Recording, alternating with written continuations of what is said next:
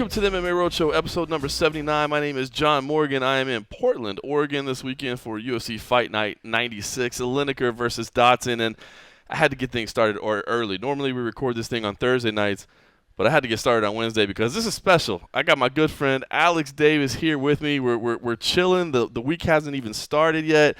We've got some frosty beverages, a couple of pizzas have been ordered, hanging out, just talking some MMA, and just getting caught up, man. It's good to see you. It's awesome to be here, John. What a description of our present reality. That's the way to do it. You know, a couple of frosty beverages. You're a little more high class than me, of course, which is no surprise there. You've got the red wine over there. Yeah, it only costs $10. Come on, man. I mean, it's not expensive wine, but it's very good wine. That's what it's all about. You're looking good, by the way, man. You've been working out. I'm training hard. I've been training a lot of judo, a lot of jiu-jitsu. I'm living back in Florida, so I'm right near American Top Team, so I'm training every day, and it's a blessing. That's awesome. We should say that, first of all, you relocated. You're not living in Brazil anymore. You're living in Florida. Now, you teased me. I thought you were going to move out to Vegas. But ultimately you decided to do it in Florida. Yeah, well, you know, with personal things like wife not speaking English and all that stuff, you know, it makes more sense. And I have a lot of property in Brazil, and then also, you know, to move out to the West Coast when you have stuff to do in Brazil, that means I'm on a 4 or 5 hour difference there, you know, and I'm farther away, 15 hours away rather than 8 hours away. Get some direct flights right from where logistics work out better in Florida, you know. And guess what? ATT is my home. And I'm always in love with the place, and every time I go there, I love it. And so that's probably the biggest draw I have there in Florida. Yeah, that does make a lot of sense when you see that. How crazy is it for you? I haven't seen it yet, but that new facility, Cold Coffee, our buddy Ken Hathaway has been out there. He shot some video out there. I have yet to be there. But for you, who has seen the very beginning of American Top Team, how crazy is it for you to walk into that massive facility? It's beautiful. It's beautiful. But you know what? It's not only about the building. You know, because we started from a little place that had, I mean, you could hardly fit 10 guys, and we had 20 guys there, you know, until we broke out into a 10,000 square foot facility, and then it went to a 20,000 square foot until we got to 30,000 square. But you know what? I think American Top Team, yeah, we have one of the most beautiful buildings in the world, but it's not about the building. It's about the heart that we have. Right. You know, everybody there, it's a big old family. Everybody helps each other. The feeling, the vibe, you know, that's what I think it's beautiful about American Top Team. I think you've always felt that Dan Lambert probably doesn't get the love and the respect that he deserves in this industry. Dan is not a guy that's done anything he's done to be out in the limelight. You know, he doesn't like to just, I mean, when we saw Black Zillions versus American Top Team, that's the very first time that Dan ever came out. Everybody knew he was there, but people couldn't see him. It was like a ghost, you know. That was the first time that people got to see Dan, you know. And to me, he's one of the very best human beings I've ever met. You know, I think that he's helped more people. He's helped enough people in the MMA to fit a stadium. You know, people that weren't on his team, that he just helped them out about good heart, you know. And I think that is something that, you know, there's no description for that. I don't know if things have changed these days. I mean, as big as American Top Team is now, the affiliates everywhere, now champions in the gym. But from everything I understood, he lost money on this sport for a long, long time. But he did it because he loved it and he cared about the people involved in it. And much respect. You know, Dan is a businessman it's a very successful businessman. His family's created they're some of the founders of the timeshare business. So, you know, to Dan, his involvement in MMA is not about the money. He's never tried to make a profit. It's about the love of the sport, you know. I guess that when you get to where he managed to get in life, you can afford to do that, you know. When he talked about opening up the 30,000 square foot facility and putting dormitories in there, I said, Dan, are you nuts? Don't you remember all the stuff we went through? He said, Alex, I've made all the money I need to make in my life, and I'm going to do what I want to do, what I like to do, you know? And so, you know, American Top Team today is a mixing pot of techniques, of cultures. You have Russians and Brazilians and Americans and whoever, you know? And that's one of the things I think is unique about American Top Team. It's its openness, you know, in a world that can't really be open because we're competing against each other, you know? But at American Top Team, you see people come in from all over the world and train and share what their knowledge, you know. and we have athletes from all over the world that come to train and end up being part of the team. And so I think in the broader sense, it's a blessing. No doubt. Well, this is a big weekend for you. You're here, of course, because you've got not only somebody in the main event, John Lineker, you've got somebody in the co-main event, Alex Cowboy Oliveira. You've also got Caitlin Vieira, who's on the prelims as well. So you've got 3 fighters on this, but not just 3 fighters, the main and the co-main. You got to be walking around the host hotel feeling pretty important. Oh, John, you listen. Let me tell you something. You can't feel anything because you don't know what's going to happen. Let's see how I feel at the end of the right. You never know. These are tough fights. Do I like the fights? Do I think my guys are going to do good? Of course I do. But you know that MMA is not like that. So yeah, it's great. But I've been here before. I don't get too excited, so I don't get too sad either. Wow. But I like the fights though. Well, let's talk about the main event. I think this is the main event is one that I've been waiting for a while. John Lineker, John Dodson, a fight that could have happened at flyweight, of course. Now both guys have moved up to the bantamweight division. I think everybody, even though there's all these damn MMA events in a row, all these UFC events, it seems like every weekend. I think this is a fight that a lot of people are looking forward to. Give me your sense. I mean, when you go into a fight, knowing it's your client, I know you got your client's back. I know you want your client to win, but I mean, do you go into fights going, I think my guy's got a chance. Oh my gosh, this is a tough one for us. I mean, do you try to be realistic about it? John, I'm a professional. I need to be realistic. I know the risk. I understand the risk. I know the guys. Yeah, I mean, of course, I'm not as into it as the coaches, but I understand the differences in styles and speeds and things like that. And the great thing about MMA is that no matter what the odds are and no matter how lopsided the matchup can be, the other guy can always come up on top. That's one of the things. In this case, in these fights, it's not like that. These are pretty evenly matched fights. Lineker versus, we want to start with whom? Yeah, let's start with the main event, Lineker versus Dodson. Lineker versus Dodson. Everybody's been seeing how hard Lineker hits. Right. And I tell you one thing, that if anybody stands in front of Lineker, if you watch his fights, you'll see at some point in his fight, there's going to be a punch, and it changes the whole fight. Right.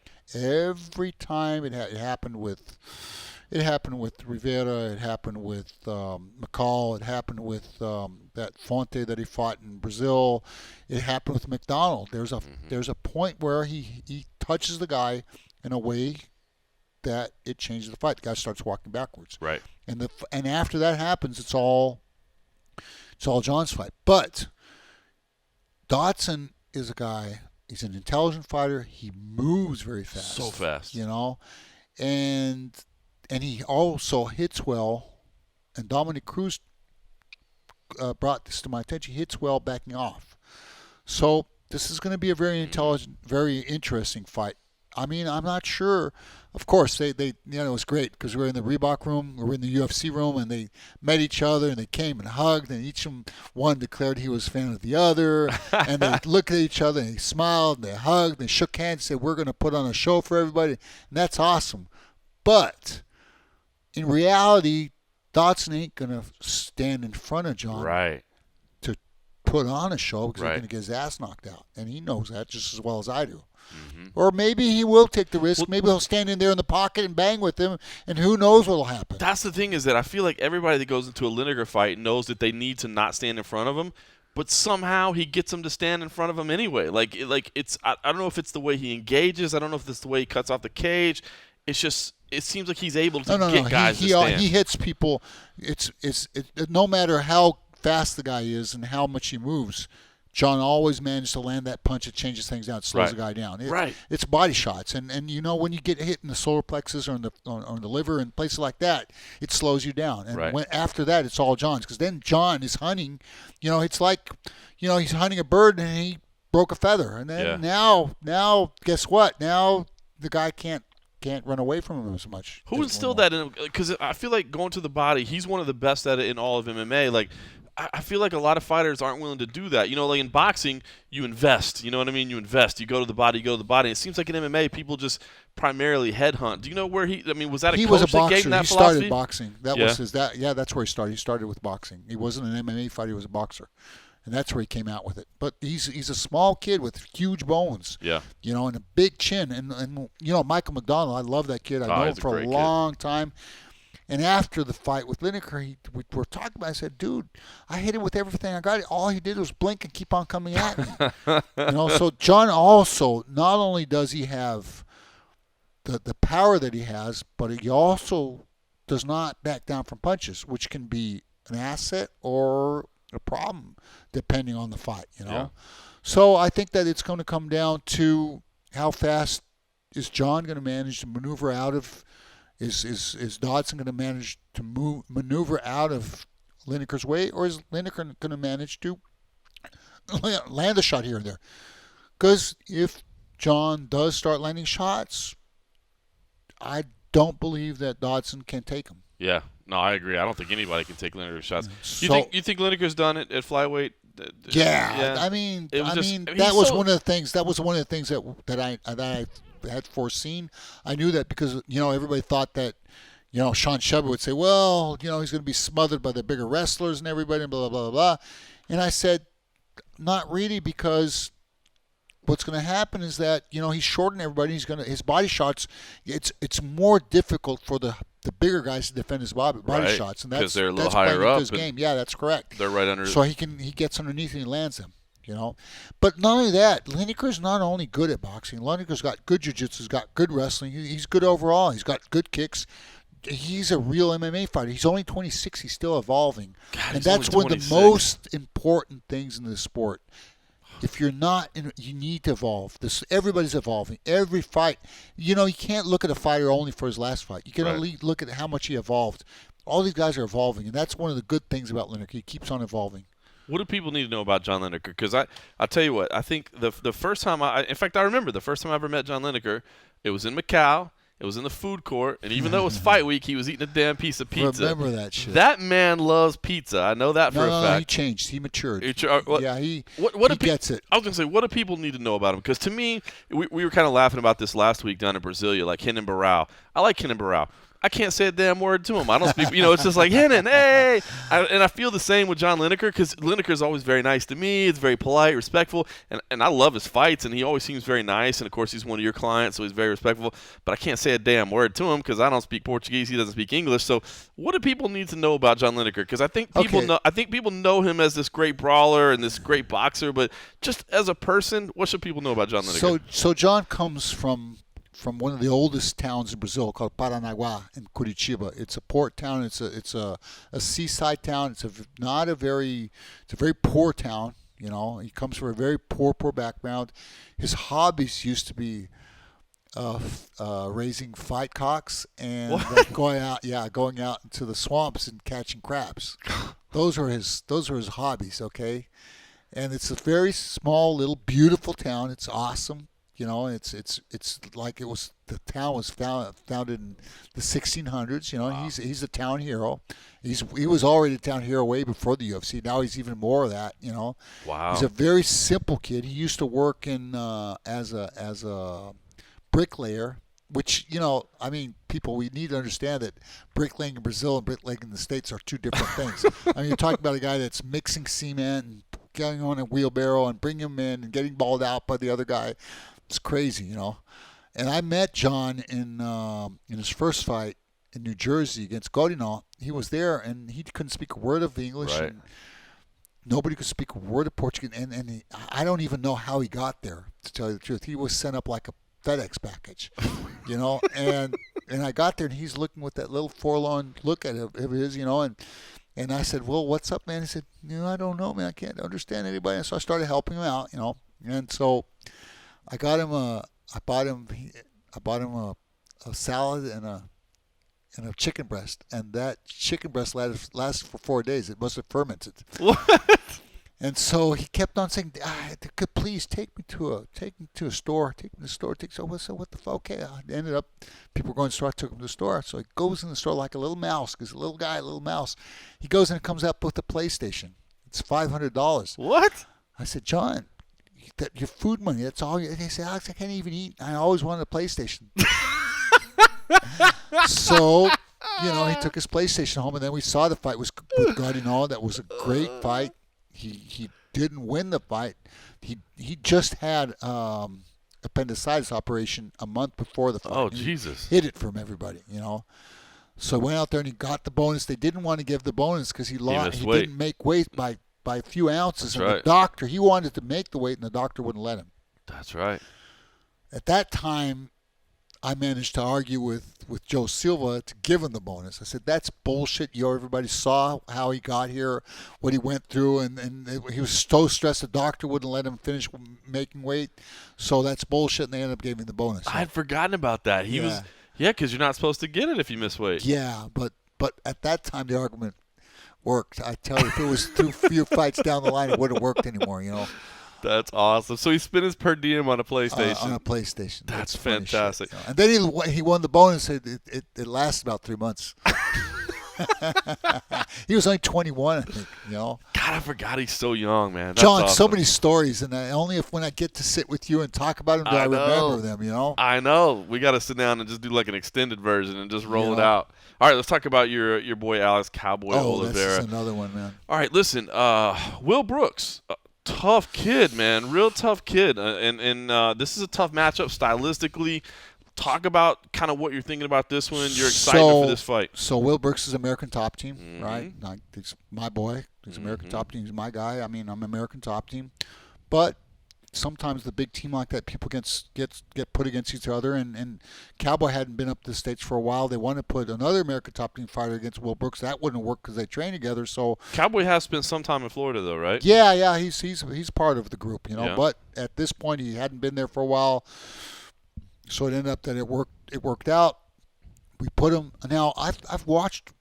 I'll tell you, I've watched Will Brooks before I even knew he was going to fight Cowboy. He's an amazing athlete. He's extremely technical wrestler. Right. Okay. Extremely technical. How do I see this fight going? What? Okay, that's his asset. What is Cowboys? Because now I'm talking about my team against my team, so I have to be completely neutral and look at it as a professional. What are Cowboys' assets? Extremely durable, extremely strong, very good striking, much bigger than Will.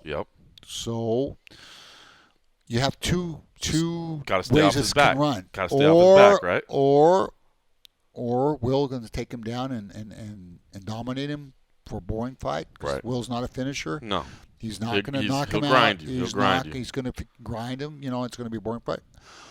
Or he's not going to withstand Cowboy strength and stamina, and Cowboy will get a TKO or a KO. That's the way I could see it going. And like I say, I want Cowboy to win because he's my guy. But also, it's a hard situation. It's one hand against the other. So I made the best man win. Yeah. That's the way I look at it.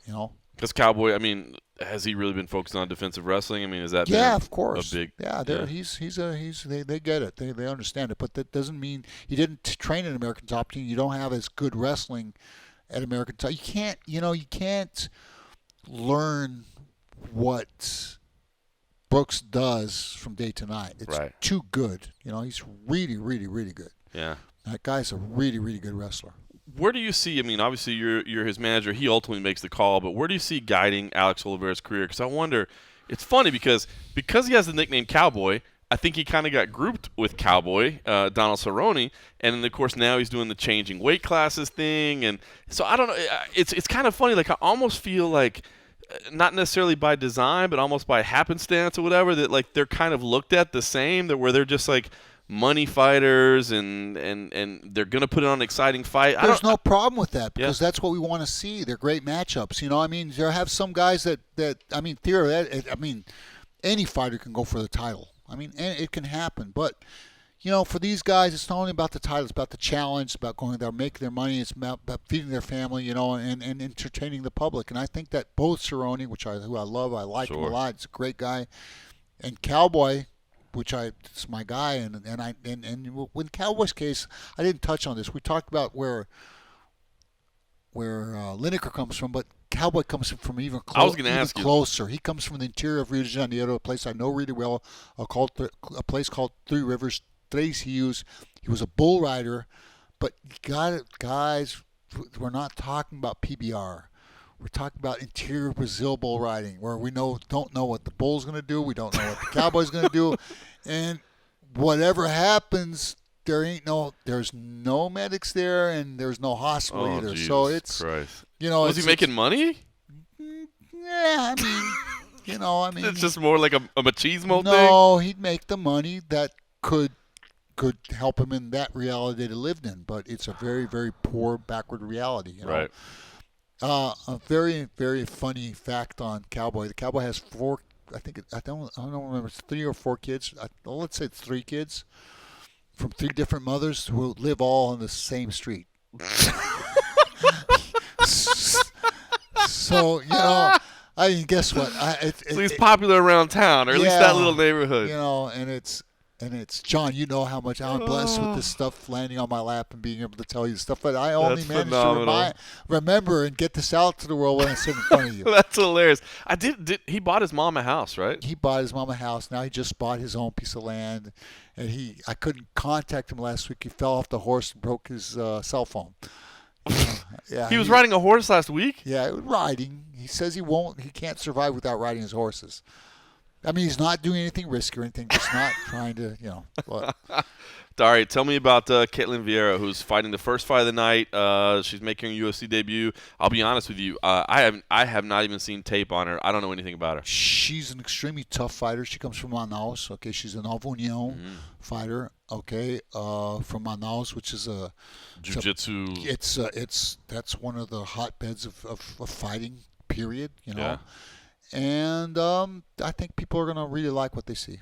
Yeah. I'm not gonna talk too much. Let her do her thing. Let her come she's in a judo fighter like I am. She's a grounder, and she's extremely tough. Awesome. And I also think that Ketlen is a girl that will evolve as she moves out of Manaus and start gaining the world. We're going to see a lot of good fights out of her. Very cool. All right, well, that's something to watch for. Exciting week this week. Last week was not such a great week for you. That's what I told you. When you said, well, you know what? Guess what? This sport, we had Bigfoot who lost, was fighting really well. Actually, he was, and his chin was holding up. Yeah, his chin was up. The problem with Bigfoot is that he's a big target. Yeah, and also that he's a little bit slow because he should be permitted to do the TRT treatment. He's one of the only guys that has a legitimate reason to do testosterone. It's too low for him to survive correctly there as a fighter. Just too low. But so he's a little bit slower. He was doing great. He was kicking, keeping Roy Nelson away. And then Roy Nelson hit him. He got pissed off and started brawling. And, he's a big target. Bob Cook from AK, when Cormier and King Villat, Bob Cook's a good friend of mine, I asked him, dude, what do you tell him? I said, and Bob looked at me and said, I tell them to close their eyes and punch because they're going to hit it. But let me tell you something. Bigfoot will still fight in the UFC or not. Yeah, you talked to Steven Marrocco earlier today, and I think you told him to put it bluntly, you do expect him to be released. I do. I think it makes sense, and I think that he has plenty of potential in Bellator and Ryzen in Russia. Yeah. I know that they want to have a rematch against Fedor, so we'll see what happens. But right now I'm still under contract. I'm not going to really get into that. Let the cards fall. May they they may. It'd be interesting to see. I mean, the heavyweight divisions. I mean, it does make sense to release him, but I could see them hanging on to him just because they don't want to see him go to Bellator. Yeah, but I don't think it making sense for anybody at this point. Yeah. And I don't think that. Yeah, well, let's see. I mean, I'm not sure. I can't really talk about that until we're out of contract. How's he doing though? You said you think whether it's the UFC or anywhere else, you said you think he'll fight again. I mean, mentally, physically. Dude, he is out of all the fighters I've managed or all the fighters I know, he's the one that takes losses, absorbs losses the best. He does not get phased out by losses. He just sits down and said, "Fuck, God damn it," and gets up and keeps on moving forward. He's not. Out of all the problems I do have with him, that's not one of them. He gets up in there to fight, and when he loses, he gets out of there, and he's okay. That's awesome. Well, hopefully we get to see him fight again. Let's talk about Thiago Marreta Santos, a guy that had a lot of momentum behind him. A lot of people, I think he's a top talent. And I don't know if he just had a bad night or if Eric Spicely had a great night. I will say this. I did see him limping by press row pretty noticeably when he left the cage. Yeah. So I definitely don't want to make an excuse for him, and I definitely don't want to take anything away from Eric Spicely. But it did seem like maybe something happened in there. No, Eric fought a perfect fight. He fought really intelligently. But in the very first part of the fight where Eric tried to take him down, he sprawled. He pulled his hamstring. Oh, wow. And we got an MRI. It's a fact. And then you can't. He should have stopped. Should have He should have just stopped. waved it off right there. He just tried to keep on going. And if you watch the fight, you'll see that as he I'll have to has the rewatch kid on his back and he tries to all of a sudden he just crumbles, and because his leg couldn't take the weight anymore, because you can't close or extend your leg with you feel it. Feel it's torn. You can feel it. So you can't. Your body's gonna focus on the tear. Part of the sport happens. I think he'll be back. I'll keep on rebuilding him. He's got tons of potential. Just we cannot in this sport. We cannot discard fighters because they lost one or two fights. Right. It's wrong. It's like I told you about the grading system I'd like to put together, where it rewards guys for taking risks. It's the same thing. Losses cost too much for these fighters. Every time that fighter goes up there, he's risking a lot. He's risking time and money and everything, and it's a big gamble. Because MMA, anything can happen in a fight. Your knee can go out, your leg can break, you can get knocked out. And then nobody's rewarding these guys for the risks they take. Mm-hmm. And that's one of the problems in MMA today. And I think that's one of the things that everybody wants to see exciting fights and everybody wants to see great fights, but we're not rewarding the guys that go out there and put that fights even though they lose. Well, you and I were talking about this earlier. Vanderlei Silva over there in Risen. Risen. I'm not even sure how you're supposed to say it. Vanderlei Silva, he gave a speech after the fight. He told some of the fighters he was disappointed in them, that they need to go for broke. And I think, from what I read, the translations, he even said, this is not the UFC. It's not where you have to win. You need to come out here and you need to fight. Now, in the UFC, I think you still have to win, but you're right, man. There has to be some way that we can – I know you're a huge proponent of the Japanese way of seeing things, where it's just it's not just wins and losses. It's the effort, man. If you go out there and you throw down and you lose. Well, okay, first of all, let me put it this way. In Japan, and I've been there thousands of times, and in Japan, it's not only about the guy who wins. It's about the guy who goes out there and fights his heart out. It's called Budo. Yep. Japan is a 3,000-year culture. It's different, and the fans understand fighting a lot more than American fans. But it's a very interesting and valid point. I think that we need to, what happens is people go out there and risk. They take risks. When a guy goes out, and I don't care how good he is and how good the other guy is. When you're going out there and you're fighting and you're going for it, you're taking risks. Mm-hmm. And when somebody pays for that risk he takes and he gets knocked out, it comes to at the end of the fight on Sherdog, it's a loss. Right. It's a loss by TKO or KO. Right. And let's say the guy take 2 risks in a row and lost 2 fights. Now he's on a 2-fight losing streak. It's a 2 by TKO. And if it's 3, so I had an idea. I said, why don't we grade fights? Why don't we create a simple 1, 2, 3, 4 grade system where a 1 fight, it's a boring fight. 2 fights a fight. 3 fights a great fight, good fight. And a 4 fight's an awesome fight. So you look at the guy Sherdog and you say, it came from 3 losses, but those are 3 grade 4 losses. While the other guy came from 4 wins, but those are 3 grade 1 wins. So guess what? Now we have a piece of information that tells me what kind of fight we're looking at. I like that. Because a guy can have 30 fights and they can be all grade 1 fights. Who wants to see this guy fight? I don't. That. Do you? No. And he's getting away with it. Maybe if he sees a reward for the risk he's taking, maybe he'd do grade 2 and grade 3 fights. Yeah. So I think that measuring the fights in this way could change the whole landscape. It's interesting. Because we're realizing that the value of the fight is the risk that's taken. Do you think that could factor even into a way a guy's contract was negotiated or anything like that? No, I don't think so. I think that can be part of the industry. I think that I don't think that the contracts necessarily have to deal with the way the fights are measured. But I've talked to Greg Jackson and John Crouch and Winklejohn and Herb Dean and John McCarthy and Conan and everybody names. And everybody agrees that this is something that could work. That would be cool. And I will try to push this, Yeah. And I think that it's something that will make the sport better. Even if it doesn't happen exactly the way I'm saying, something along those lines needs to happen to reward these guys that go out there, and there's thousands of them out there. Listen, people don't understand. The UFC only hires guys that have perfect records. Right. But there's great fighters out there that we never get to see because their records aren't perfect, because exactly they come out and let it all hang out. And what we want to see is let them see the guys let it all hang out, and we don't get to see that. I mean, a 10-0 guy that's boring, or a 5-5 guy that's going to come and throw down. Give me the 5-5 guy. You know what I mean? That's what we want to see, and the Japanese understand that. So let's see if this will work. Let's see. It's a push in the right direction. I like it.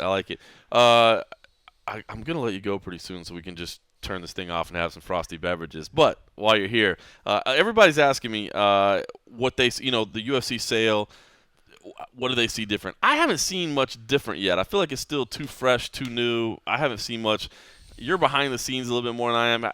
Have you seen anything? Is there anything you can put your finger on that says this has definitely changed? No, I think everything that I can see, everybody sees. It's on the media. It's at the top. I think that, sport's going through a transformation, and I think that it's a part of the evolution of the sport. If it's good, if it's bad, whatever it is, it's going to keep on going. It's going to keep on happening. Time is going to keep on going. Fights going to keep on happening. Hopefully, I always tell people this. There was a boxing match in the 1920s that had 80,000 people at it. There was no Twitter. There was no Facebook. There was no cell phones. There weren't even phones. And they managed to promote a fight that had 80,000 people. It was Jack Dempsey against the French guy. Everybody could look it up. It was the first time that a sports event was broadcasted live on radio on Times Square. They had 4,000 people on Times Square. So the point is that if boxing could do that in the 1920s, which is 100 years ago, we're only been doing this as a structure for 20, so who knows where we could go with it, It's true. I'm excited. It's a nervous time, I think, for us all. But if somebody came in and spent $4 billion, they want to do something good with it. It's going to keep on going. It's not going to stop. We all love fighting. That's it, man. All right. Well, I know we're just going to keep talking about fighting, but we can't do it on air for everybody. We got to still have a couple little secrets here and there. Cool.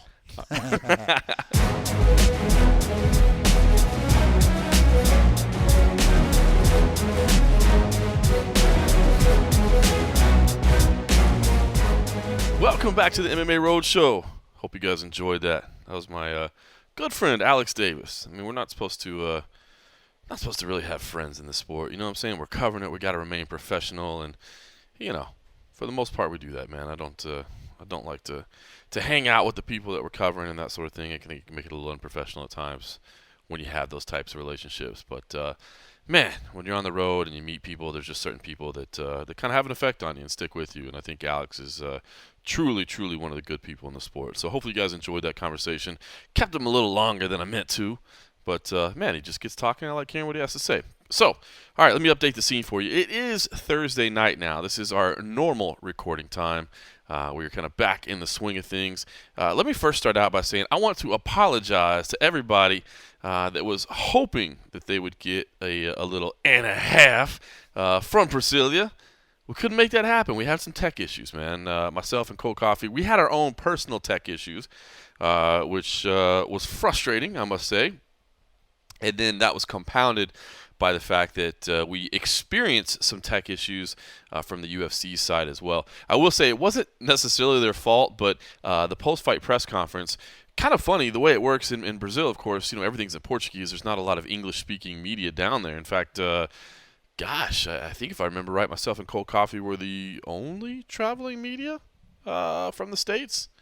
Yeah, I think so. So, everything's set up in Portuguese, and they do have a translation. I'm sure if you've ever watched one of those press conferences, you'll see, or you'll hear, I should say, rather, the translation that's going on during the stream. That is, of course, the lovely voice of Derek Lee. If you've ever seen him in the Octagon, you probably know who he is. Of course, he was involved with Black House for a long time. That management group is kind of changing a little bit. I think his role is changing, but he's certainly doing a lot of work there for the UFC, providing translation services for them. He also comes to the States every now and then and does some stuff from there, but definitely does it when he's in Brazil. So he's the one providing the translation. Now, normally what the UFC does is they give you headphones, and there's these little, kind of a little phone-sized receiver or so with a headset you put on.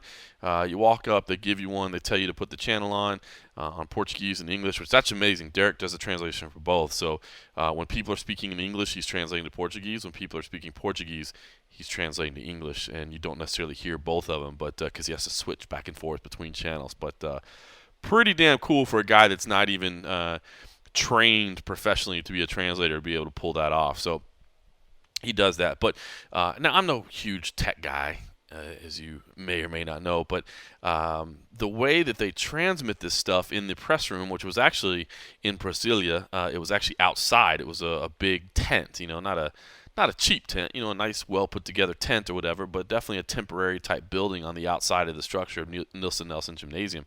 So we go in there, and there's these like infrared broadcasting points, I guess. But for whatever reason, where I was sitting was literally the dead spot for the entire press room. So these infrared waves, I guess the place that they're being transmitted is on the outside, and where I was sitting, kind of right in the center of the room, I couldn't get anything. So I couldn't hear a damn word. So the entire press conference is going on, and if you look back, I started out by asking Roy Nelson a couple questions in English, and then, well, first of all, I should say, then the staff there. Now, this is not the PR team. This is the people that were working for the venue that were assisting out. They basically tapped me on the shoulder and grabbed the microphone out of my hand, and they were like, "You need to stop asking questions, young man." And I was like, come on, dog. I flew all the way down here. Let me get a couple extra questions in.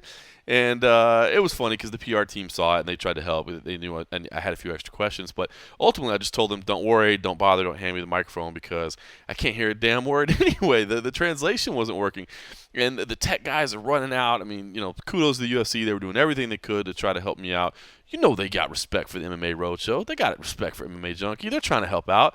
And it just turns out I was in this dead spot where I couldn't get any translation. And, I had all my gear laid out and plugged in, computer, cameras stretched out. So it didn't really make sense to move. Fortunately, Fernanda Praches was right there. She was recording everything. So she was able to relay anything that was happening to me in real time. She's a fantastic translator as well, as I'm sure you guys are definitely aware of by now. So she was kind of communicating that. And then, of course, Cole Coffey was on the camera. He was recording everything as well. So we didn't miss anything, but it made it impossible for me because I literally had no idea what was going on in the press conference. And I had to go back and review it afterwards, which definitely slowed us down. So, there was that issue. We had some that slowed us down. Then there were some tech issues on our end as well. And next thing you knew, it was just we had to go. We had to get we had to get a quick bite to eat, and we had to head to the airport and get home, and we just didn't get time to do the and a half, and I hated it because we were in Brazil, and I had my man Cole Coffey with me, and I just want to apologize to everybody. So that's kind of what happened there. Now, listen, there wasn't these, one of the things I did want to talk about that I did hear while I was there was some stuff on this Ally Quinta situation. Now, of course, you guys familiar with the Ally Quinta situation. Very, very unhappy with the UFC right now. A little bit frustrated with how they're handling. He ended up not being on the UFC 205 card in New York, which I think everybody thought he was going to be on. Certainly made sense. Of course, he was supposed to fight Thiago Alves and ultimately decided he's not going to, and what it boiled down to was he's unhappy with his work situation and unhappy with the way the UFC treated him. He's done a couple interviews where he talked about how the UFC treated him. I did say, or I will say, I did hear a couple of little rumblings. Now, the problem is, of course, nobody will speak on record about this, so there's nothing we can really do to report it. But I will say, I did hear there were maybe a few discrepancies in his story. One had to do with the surgery. Apparently, the $60,000 surgery was a bit of an experimental surgery, from what I was told. And, the UFC had doctors that basically recommended something different, and that's where a lot of the difference came in. Certainly not privy to the medical records there, not privy to exactly what the conversation was, but apparently that was some of the discrepancy. And then, when it came down to him not going to the summit, what I was also told is that not only did he not go to the summit, but he basically just didn't get on a plane. And people were expecting him. he didn't tell anybody. He didn't give anybody a heads up. There were people at the airport waiting to take him away, and he just never showed up. And so that was probably what angered the UFC so much. So unfortunately, nobody will go on record and mention that stuff. But these are some things I heard from, some people in the know over the last week or so, and I did want to share that. Now, I think it probably makes sense. The truth is somewhere in the middle. Anytime you have people on two sides of the story, the truth probably lies somewhere in the middle, right? So it is interesting, man. I was able to verify that Al Iaquinta is the first person that has ever received this penalty, and to date only person, this penalty of not being allowed to receive Fight Night bonuses. I think a lot of people were curious. I know I was curious. Is this something that they've done to other people as well? From what I'm told, no. He's the first one they've done it to. It's interesting. I mean, damn, $50,000 is a lot when you go in there and throw down. I mean, not a lot of people make $50,000 in their fight. So, I mean, that's, I don't want to say life-changing money, but it is pretty much life-changing money. So to be excluded from that is a pretty stiff penalty. But, the UFC doesn't have a lot of penalties they can enforce. I mean, when you're playing for a team or whatever, they can fine you. The league can fine you. You can't really do that here. So I don't know. I don't know how I feel about it. It is interesting, too. Does that preclude him from getting fight of the night? And if so, doesn't that penalize your opponent, too? Because, I mean, if you really do have the fight of the night and you're not allowed to get bonuses, and my gut tells me the UFC would probably just cut that dude, your opponent, a check for 50 G's and be like, listen, we were going to give you fight of the night. We couldn't because, of a situation, but you definitely put your work in. So that's my gut. But I don't know, man. I don't know. That's an interesting question, man. I kind of side with I side with both of them. You can't side with both of them, can you? You can. I guess I can understand both sides.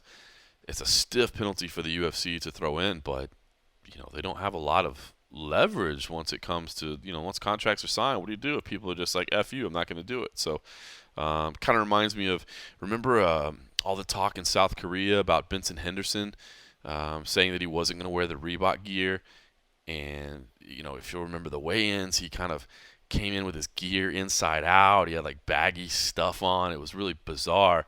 And remember, we heard those rumblings of the UFC maybe saying they'd pull the fight, the main event, if he wasn't willing to wear it. It's they don't have a lot of leverage sometimes. They've got all the power in the world, but when it comes down to people trying to take a stand, well, what can they enact?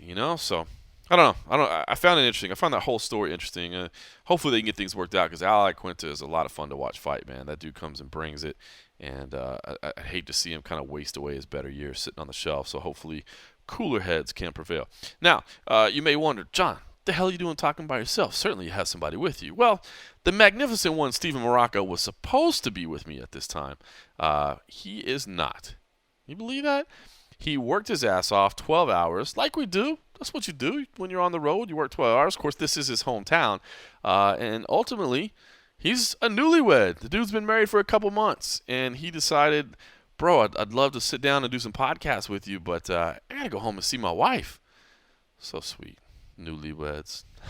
That'll change. No, I'm just kidding. So I told him, of course, bro, get the hell out of here. Go home and take care of your wife. Don't worry about this stupid, silly podcast. So that is why the Magnificent One isn't here. I am here by myself. I will say I now have a refrigerator full of craft beers, mostly IPAs, of course, because we're in Portland, and this is a place of breweries and a place of, some beer snobs. Let's be honest. We walked into a market, myself and the Magnificent One, Steven Marrocco, and listen, I'm just going to say, I saw out of the corner of my eye, there were some PBRs there. There were. Now, they were the 12-ounce variety, which kind of turned me off anyway, because, come on, dude, like a 12-ounce beer can, like, come on, dude, like that. I mean, that's like, might as well be a shot glass, you know what I'm saying? Like, I got how many of these cans I got to go through, right? So I didn't want to do that.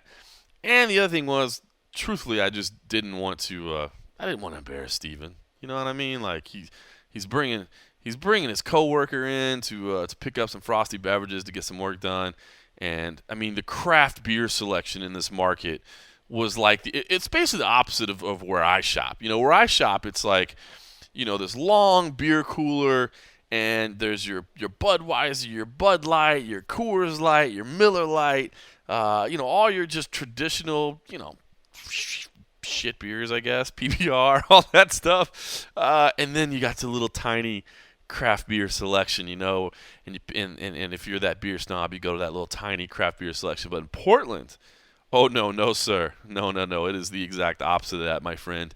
No. They've got your generic brand beverages all kind of crammed together into one little space. And that one little space caught my eye. But I decided to defer to my man Steven Marrocco's recommendations on the frosty beverages, and also not to embarrass him by making him carry everything out. So I did. So now I'm drinking, what is this? A Laurelwood Brewing Company. It's a Portland beverage right here. Free Range Red, Northwest Red Ale. I gotta admit, it's pretty good. I'm not gonna lie. Marrocco did pretty good, man.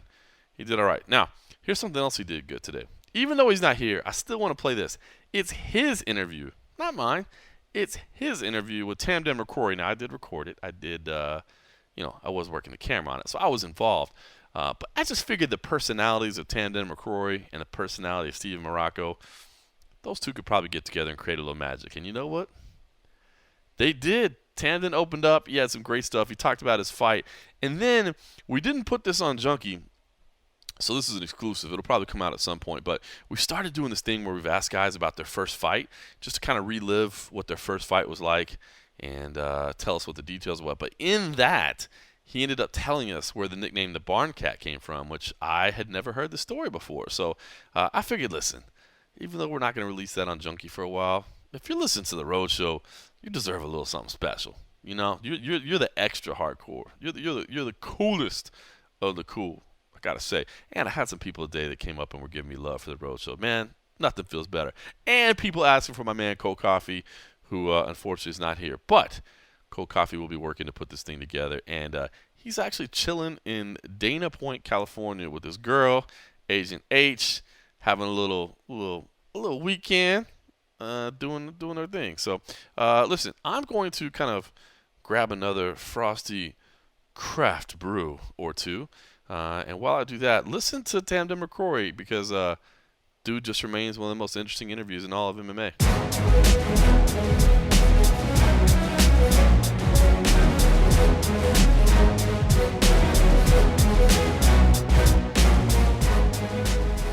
So they call you up, they say you're going to fight Nate Marquardt, former Strikeforce champ, UFC title contender. What's your reaction? Well, at first, I was coming off of my last fight, and I was training but not really ready to fight. Still was on medical suspension or whatever it was. So, at first I was kind of like, what's the risk reward? Should I take this fight? Should I not? And then at a certain point, you're like, opportunities like this don't really come about, every day. So when I ended up, thought about it for a day and started calling up all my trainers, people, my manager, I was like, how quick can I get things going out in Vegas? And we just figured it out and jumped on it and took it, So now that you're back in it, do you think it was the right amount of time to take off after the loss? I mean, everything about this camp is breaking my pattern, but it's, I think, getting out of your comfort zone is the only way that you really find growth. Originally my goal was to take a little time off. I have a newborn son. I've been grinding for that whole fight, and I was like, I'll take the rest of the summer off and try to fight somewhere in December. Take a step back for a minute. But when opportunity knocks, you either sink or swim. So I just looked at it as an opportunity for growth, and I'm never too far out of shape. I'm never out of shape, but I'm not always in shape, I'm never too far out. So it was, 8 weeks, 9 weeks, I think I had 8 weeks it was, when they called me or somewhere about that. So I was like, good to go, and started training right then and there, and, picked it up, I guess you could say. So Vegas is where you plan to do all your camps from here on out? It looks like it. I mean, I really had a good experience there, working at Extreme Couture and working with Dewey Cooper, all those guys, Mike Atkinson over at Athletic Gains.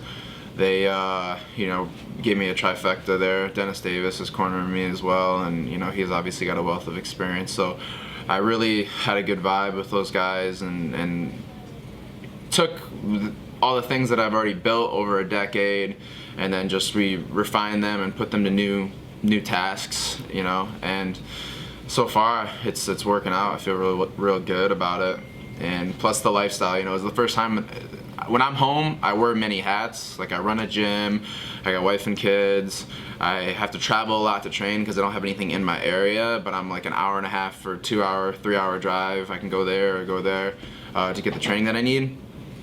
But this is the first time that I just lived one place, and my job was fighting, training, eating, and sleeping, and it was a breath of fresh air, to be able to just focus on one task and not have a million things pulling me in 1,000 directions.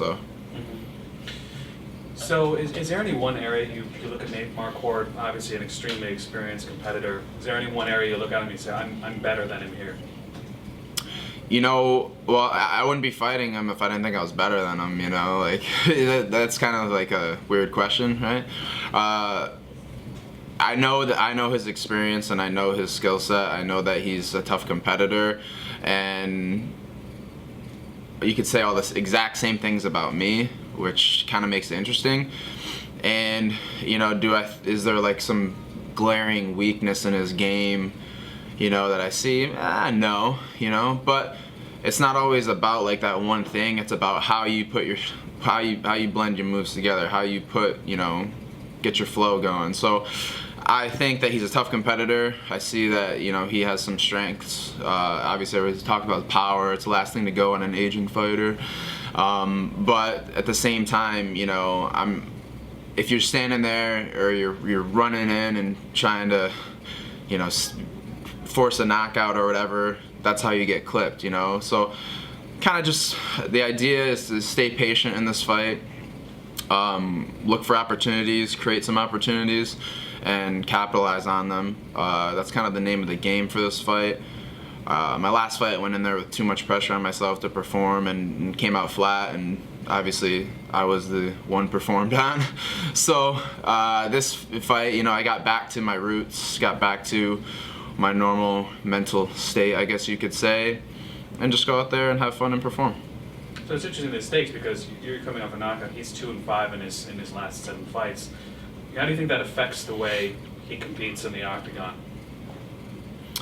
I don't know. I mean, there could be some desperation there for him. He's like I said, he's 37, whatever. His days are limited. I'm not saying that out of disrespect, but I don't plan on fighting when I'm 37, to be honest. I'm gonna if the money's great, maybe I will be, but I'm 29 years old. I got a good 5-6 years left in the sport. I'm gonna take it as far as I can, but I'm not gonna be 40 years old and still fighting, it's just, I'm gonna hang up. I got other things I could do to make a living, but I'm loving what I'm doing right now, and I'm gonna keep riding it and going. So fans love you, like they follow your career. Really? They do? Yeah, people on the do? Underground, like people really seem to root for you and root just to see you succeed. Do you get a sense of that? And if so, do you bring that into your does that help motivate you when the days are tough? Yeah, I mean, I'm a very, it's funny because one of my guys, Jed Michael, he MMAmedicine.com is his thing. He's my acupuncturist. I bring him out. He's Masters of Oriental Medicine, all that hippie stuff. I bring him out to all my fights, and I was doing my workouts this week, and he's like, man, you are one self-motivated mother, whatever. And I was like, thanks, man. I don't know how to, he's like, nobody barks at me. Nobody has to tell me what to do. I know what I should be doing. I know what to do. I need the guidance of some coaches, but I'm driven. I want to be successful, and a lot of people, if they support me and they love me, I appreciate that, but I'm gonna be driven whether they want to see me fail or want to see me succeed, and that's kind of the way guys make their name in the sport. Either everybody wants to see you lose or everybody wants to see you win, but if they're tuning in, you make the money, you know. And I'm glad to be not the heel of the sport, I guess you could say. I don't want to be the heel, so I appreciate that. The one thing that bothers me though is they always say he has such a cult following, you know. And I'm like, I love that I have a cult following because I'm not a mainstream type of guy, right? Like I'm pretty different, I guess you could say. And so I can appreciate having that cult following, but at the same time I'm like, man, when am I gonna get to the mainstream following? The mainstream following gets the money, you know. That's where I'm trying to get to, you know. That's where the notoriety comes. And you know, I really appreciate the UFC giving me opportunity, giving me the whatever, the Fight Pass featured bout or main event or whatever, because you know I could just be any regular guy on the undercard and nobody would get any, you know. But you know, getting that publicity, you know, really shows that they're pulling for me, and I appreciate that. We're doing a series of fighters just telling us about their first fight. What was it like for you? What was the experience like? What do you remember from it? Just take us through the entire experience. Oh man, so my first fight, I was fighting for, I believe it was World Fighting League at Club Lido in Revere, Massachusetts, and I was fighting this guy, John Jenner, and he was like 5'2", 180 or 5'4", 180, like just ridiculously shorter than me. Like just, I was a beanpole at like 180 or whatever it was at the time, and he was just short, stocky, whatever. And you know, it was like the most, like now I look back at it, like back then you were like, oh man, I'm fighting, whatever. But now I look back, oh man, that was like one of the sketchiest like experiences ever. Like there's no way any of that would fly, because back then there was no commissions. I mean, everybody says, how many amateur fights did you know, because I always tell my guys or people that are striving to go pro, I was like, get some amateur fights, get the experience, you know what I'm saying?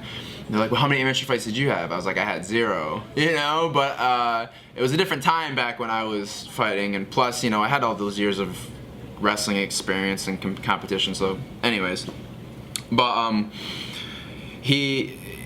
we ended up fighting, and it was like 2 minutes, and basically I just went out there and like threw a few punches, slammed him on the ground, you know, just started punching him in the head, you know. I mean, I knew some submissions at the time, but really I was just like, if I keep punching him, they'll eventually stop it, right? So I basically just bludgeoned this guy from like, I was in the mount, I think he rolled over and, you know, whatever. And it was like 2 minutes of just the most ridiculous fighting you ever seen in your life. Just me bludgeoning this guy. And that's how the nickname the Barn Cat came from, right? So this one guy, you know, used to train at Bomb Squad or whatever, and it was like in the middle of McGraw, which was like nowhere, and there's abandoned barns like falling over and stuff, and there were these barn cats, and Marty the One Man Party was telling us that I don't know if you guys know this, but barn cats, pound for pound, most ferocious animal alive. It's like if you had a 1,000-pound barn cat versus like a 1,000-pound bear, it'd kill the bear easy, you know. And then that like kind of like steamrolled, and it was like, you know, a barn cat could do this, and if you had a 1,000-pound barn cat versus a 1,000-pound shark, you know, barn cat kill a shark in the water. I mean, it's just that ferocious, because pound for pound, it's the most ferocious animal alive. And we always saw these barn cats running around. I actually one of them had babies, and I actually have the cat still. He's a little prick too, you know. Not thankful for anything. I took him out of the barn, whatever. So, and then in my second fight, they're like, you know, you were pretty ferocious in that first fight, and I think your nickname's the Barn Cat. And I thought like, it was a horrible nickname. I didn't like it, but then they snuck it in there on me. You know, they announced me as Tamdan the Barn Cat McCrory, and I was like walking out to the crowd in my second fight, and they were like, yeah, Barn Cat! Like a bunch of drunk broads in the back were screaming for me, and I was like, okay, you know, like I'll let this one go for a little bit, and you know, it just kind of goes like, I'm a relatively unassuming personality or guy or fighter or whatever. I don't know. People don't look at me and think I'm that tough. Stefan Bonner was like, Tam's kind of like me. We both look like pussies, but we can actually fight. And I was like, yeah, I guess so, man. I'll take that one.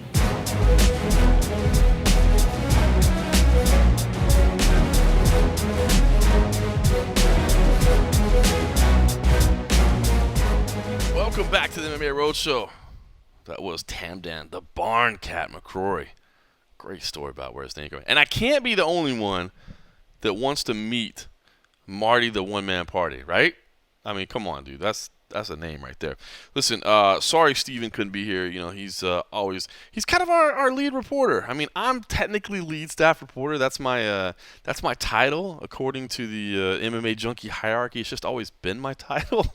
We don't really worry about titles so much, but I'm not gonna lie, man. Steven is the one doing a lot of the legwork for what we do, man. He's the one hammering the athletic commissions, researching some of the stories that aren't necessarily the most fun all the time. And, he's crossed some paths with some people over the years that he's kind of frustrated, but it's only because he's trying to put in some work.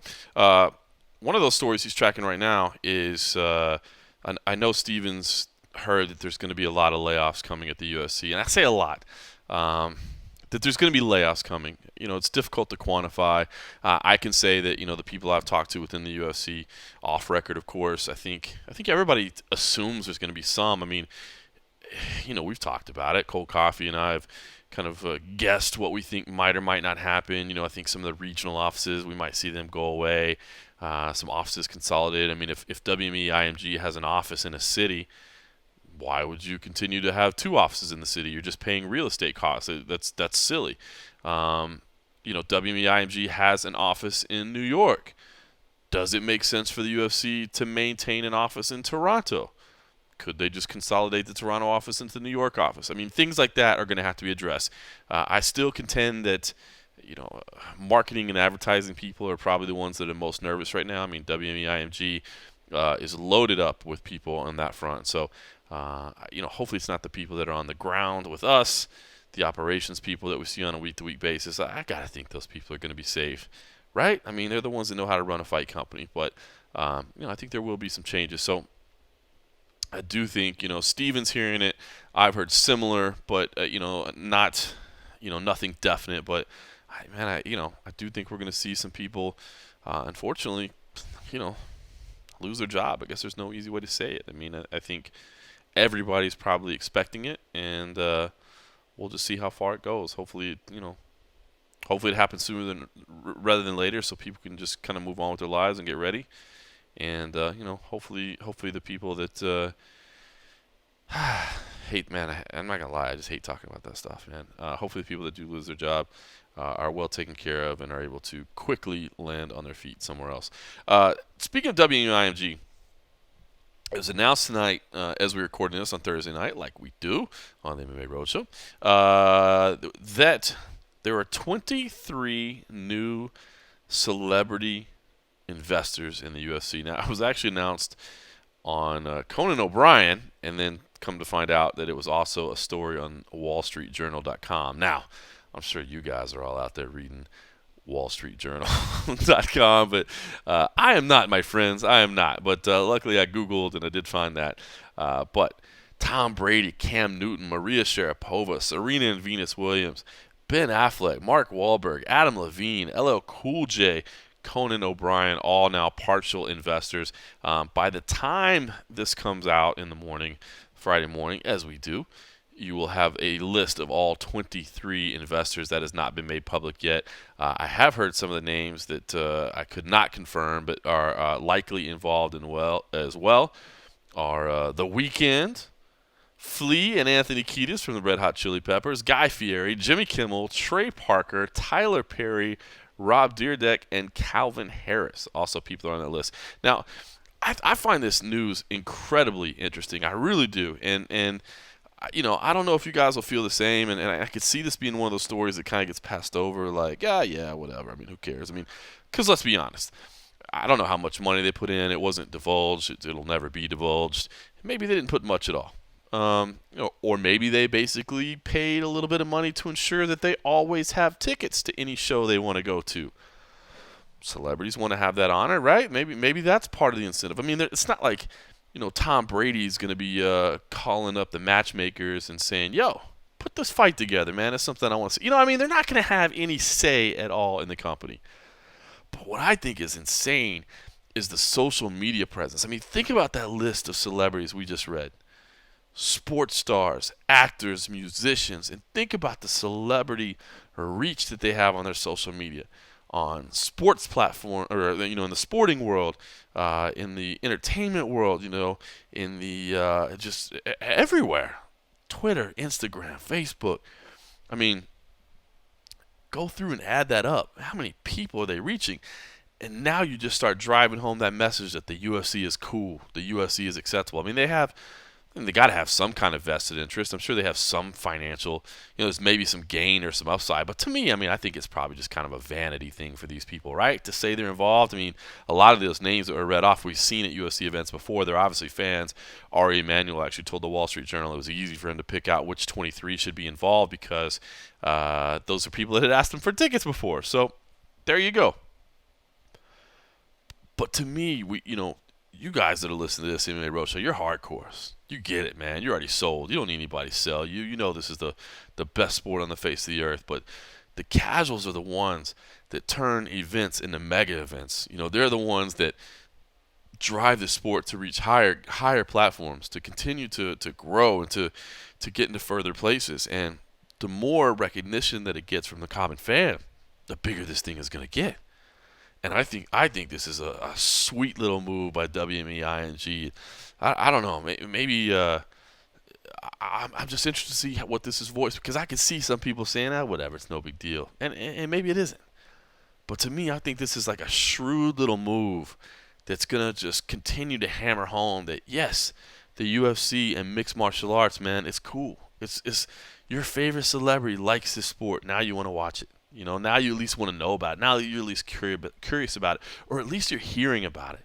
Now it's becoming an accepted part of your everyday life, whereas before, this was the stuff that was banned on pay-per-view or whatever, and now it's a little bit more acceptable. So I love this move, man. I think it's incredibly cool, and I'm interested to see what kind of cross-marketing, I guess, they use. I mean, how involved do these people get, do these athletes and celebrities get?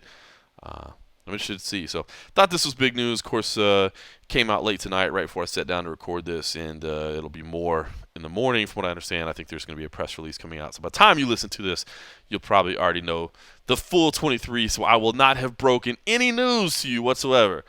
But just know the intention was there. You see what I'm saying? I tried to. I just couldn't get this damn thing out to you soon enough. All right, listen, I wanted to bring you a conversation I had from earlier today with Andre Fili, Team Alpha Male, UFC featherweight Andre Fili. I like this kid, man. I really do. He's had some ups and downs. He hasn't, I hate to say that he hasn't lived up to his potential, but, I mean, he did have a lot of hype behind him, a lot of people that like him. A fantastic nickname that was given to him by Megan O'Leary. Of course, the touchy feeling. That was a fantastic nickname there. Glad that he embraced that, by the way. It's too funny not to embrace it. So, but I like this kid. I really do. And I think this is a tough situation, man. He comes off that loss to Yair Rodriguez in that battle of prospects. Yair actually happens to be here as a guest fighter, by the way. So we'll have interviews with him over the weekend. But you loses to Yair Rodriguez. No shame in that. That guy looks like the real deal. But then, decides to step in against a ranked opponent in Hakron Diaz on short notice, about 3 weeks' notice. Now, he says, that's not too bad. He's been in shape, but steps in on short notice against a ranked opponent. And Hakron Diaz, not always the most exciting fighter in the world, but dude can be a handful. He really can, man. He can be problematic. And Andre Fili says, hell with it. I'm going to go with it. So we requested some time with him. He was not part of the official media activities, just like Tamdan McCrory wasn't. So we requested a chance to sit down and talk to him, and the UFC PR department was fantastic, as always. They said, we will get you that time. So we did that this morning before we went to the official open workouts, and I wanted to share that with you guys. Andre Touchy Fili.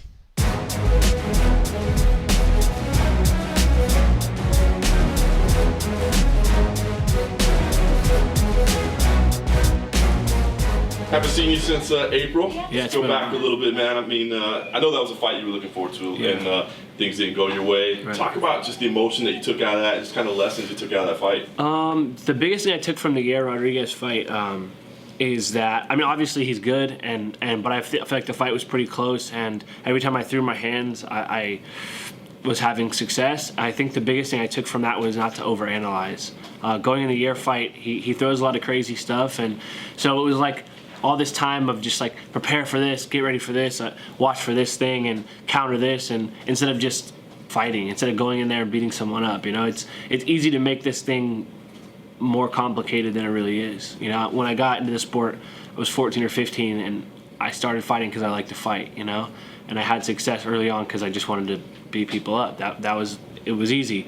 And then when the stakes get higher, you start adding all these things like you got physical therapy and you have this, and you got to make sure you diet this way, and it's easy to get lost in the sport of things instead of just realizing that like no matter what else happens, like your job is to beat someone else up. So I've really got back to just trusting my training and going off my instinct and just enjoying just the fight and not overanalyzing things. That's awesome. It makes a lot of sense. I think you can see sometimes when people just are overanalyzing in their head, not pulling the trigger. So how do you focus on that in training every day? How do you improve that? You just have fun. My sparring rounds have been fun. I took the fight on 3 weeks' notice, but since April, even before I was cleared to spar, I was drilling jiu-jitsu and stuff. I was right back in the gym after the air fight.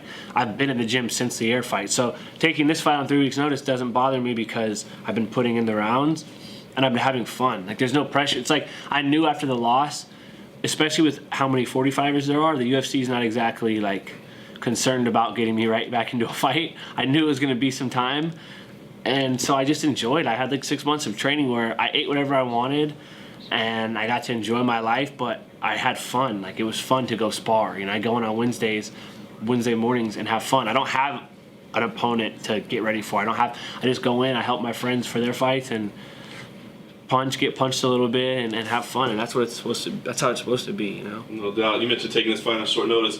A tough opponent to step in on short notice, right? So talk to me about how that happened. Did you get the call? Did you bid for it? How did this come together, and why was this a good fight for you? It came down. It was weird how it happened. I saw a fan tweet me, like they tagged me. Somebody said Brian Ortega out, Hackman Diaz needs a fight, and a random fan tagged me and said, "Oh, this would be good for Touchy Fili." And I saw it online, and I didn't retweet or didn't do anything. I just texted Sean Shelby right away. I was like, "Dude, I want the Hackman fight. Like, fight will be a banger. Like, throw me in.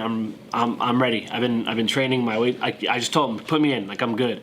And he said, "All right, tell your management to call me." So I called my management, and they got on it, and that's how it got inked that day. I don't know. I'm not in this sport to I don't know how to say this appropriate. I'm not in this sport to. I'm not in this sport to take easy fights. I'm not in this sport to be a pussy about it. I'm here to fight the best guys in the world. Like, why else would you be in the UFC if you're not here to fight the best guys in the world and make the most money and make the biggest noise? And I'm not one of those dudes that's obsessed with being like, I have to be a world champion. Obviously, that's a goal, but I want to make money. I want to put on fights that people remember, and I want a number next to my name. I want to be able to bid for a better contract. I want all these things that come with beating ranked guys. Like, I'm not here to fight some dude that no one knows. And I think this is definitely a guy that people know and he's ranked. But when you talk about putting on exciting fights, is he the right guy for that? Because when Hackman beats, sometimes it's just a grinding kind of boring fight. Right. Yeah, I've seen him in fights.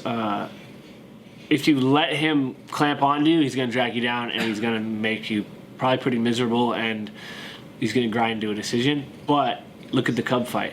If you can stop his shot and you hit him a couple times, he's not Hackman's tough. He'll stand and trade with you. He's from Nova, and they're a tough camp. Those dudes aren't punks.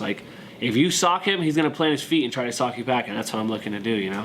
I'm looking to punch him right in his face and see what he has back. And I just feel good. I'm just ready I'm ready for a fight. Honestly, I don't think he's gonna. I think he'll probably shoot early. I think once I stop a few of his shots, that'll stop, and he'll go back to trying to chop my legs down. And once you stop that with a few checks, it'll turn into a fist fight. And that's awesome. That's what I'm looking forward to. You talked about your training. Give me the feel. What's the mood like around Team Alpha Male right now? It seems like kind of just it's been like a transitionary period. Transitionary year. You're getting your guys that were fighters and now coaches. Uriah's kind of dwindling down. He said that he's kind of thinking about it. What's the mood like around that? What's the feel?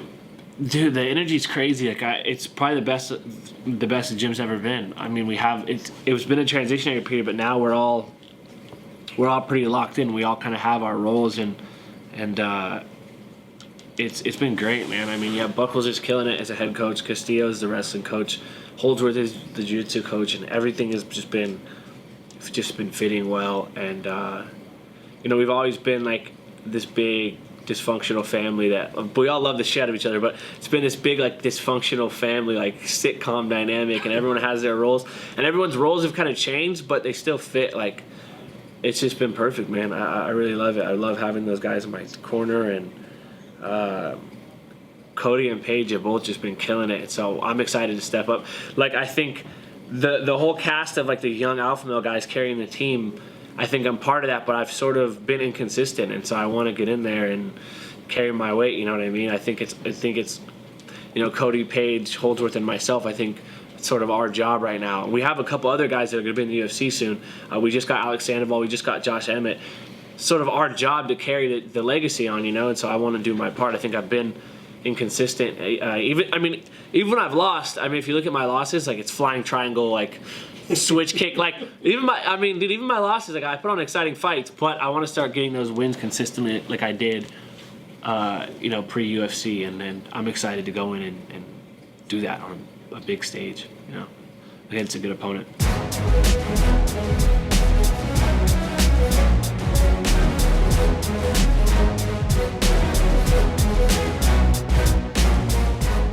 Welcome back to the MMA Roadshow. That was Andre Fili. He's in a tough spot, man, but I like the kid's attitude. I really do, man.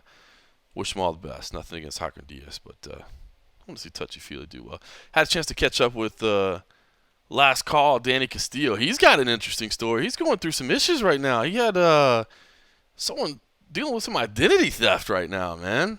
Crazy. Dude had a wild story. I think he's still working through it, so maybe once he gets all through the problems, 'cause I think he's still got some issues, but once he gets it all worked out, maybe we can jump on the air with him and get him to tell us about it, because I'm laughing. It sounded like an absolute pain in the ass having to deal with all that.